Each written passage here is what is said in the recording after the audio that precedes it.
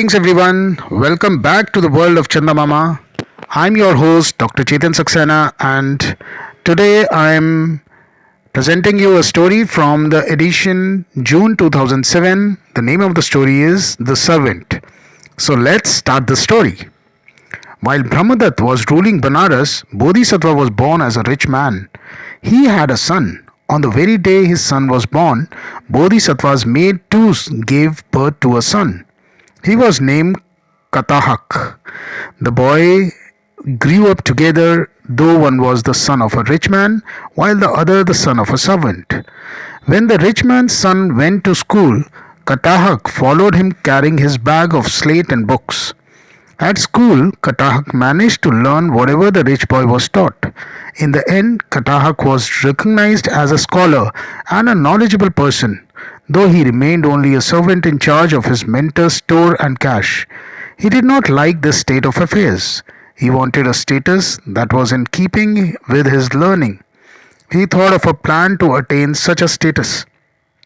A landlord who was a great friend of Bodhisattva was living in Pratyant, some miles away from Banaras.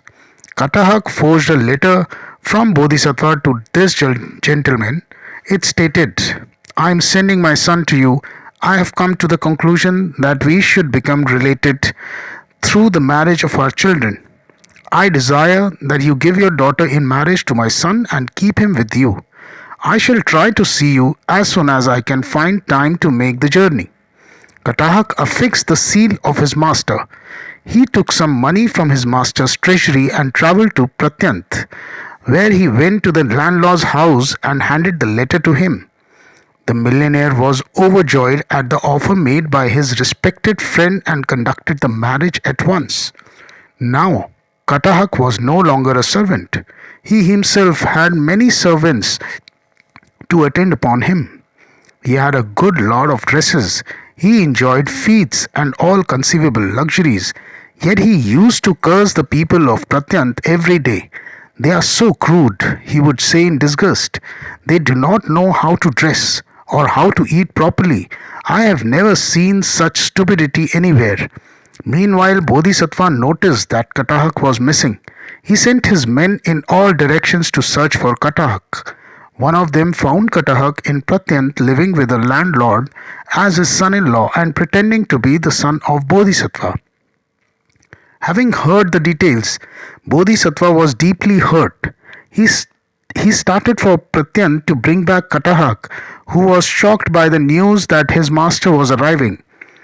He first thought of running away, but he abandoned the idea since he had nothing to gain and everything to lose by running away. Confessing his crime and seeking the pardon of his master was the only way left for him. Katahak did not suspect that Bodhisattva was fully aware of all that had happened. He thought it would be better that his master learned the facts from him first. He would confess everything and beg his pardon. Naturally, he would have to play the part of the servant. Seeing this, others would not be surprised. So he told his servants in advance, I am not like other fellows. I respect my father immensely. When he sits at the table, I fan him and serve him with respect. Next, Katahak told his father-in-law, my father is coming. I want to receive him on the way. He went forth and met Bodhisattva.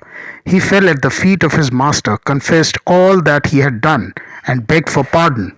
Bodhisattva promised not to betray him, and both of them arrived at the house of the landlord. He was very happy to see Bodhisattva. According to your wish, he said, I gave my daughter in marriage to your son. Bodhisattva pretended to be gratified. He talked to Katahak as if he was his own son. Later, he met Katahak's wife alone and asked her, Child, does my son make you happy? He is quite nice in all respects. The girl replied, except that he dislikes everything set for his meal. I have tried all sort of dishes, but nothing seems to please him. I really don't know what to do about it. Oh yes, Bodhisattva told her, he is that sort of a boy, but I advise you to do one thing. When he criticizes his food, remind him about Katahak, a fellow who is nobody in his own place, but is treated like a lord where he is not known. This Katahak indulges in abuse instead of enjoying what he gets. After Bodhisattva's return to Banaras, Katahak began to feel that his position was absolutely secure. Bodhisattva had pardoned him and there was no need to fear anyone. So Katahak began to curse each and every dish. His wife remembered the advice of Bodhisattva and reminded her husband about Katahak. Of course, she never knew that Katahak was her own husband, but the effect on Katahak was magical. He became as mute as a lamb and never raised his voice again.